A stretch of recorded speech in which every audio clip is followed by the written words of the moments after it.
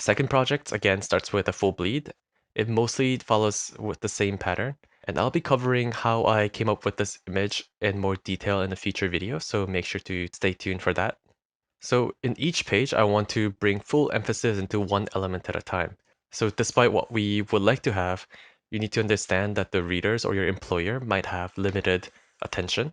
So it is important that you make the presentation as easy to read as possible. And that is why I either have one main content per page or one main content for the spread.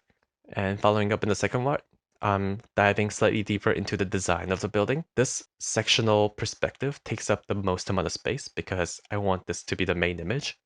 And the supporting images are placed in a smaller section, in a smaller font and smaller images to kind of like support that. And this tends to create a visually pleasing as well as easy to understand presentation layout. All right, coming to the next page. I'm utilizing a vertical spacing this time. I'm using this full bleed rendering on the right side to kind of put a solid end to the project. And on the left side, you can kind of see the hierarchy between what is like the most important, second most important, and then third most important. And all the projects so far, they're actually all competition projects. And again, I'm emphasizing the fact that I'm doing a lot outside of school.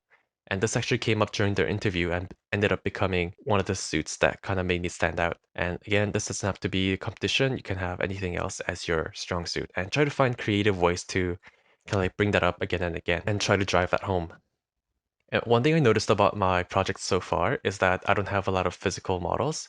And I'm actually using my rendering abilities to simulate model looks like this one. I'll be linking a video on the top right corner about how you can use render engines to create physical models like that. And moving onwards, and on this spread, I wanted to focus solely on orthographic drawings. That's why this whole page is dedicated to that. And as you can imagine, when the person who's reviewing my application lands on this page, the only thing they can think about is how excellent this candidate is at line drawing. Similarly, this page is focusing solely on rendering,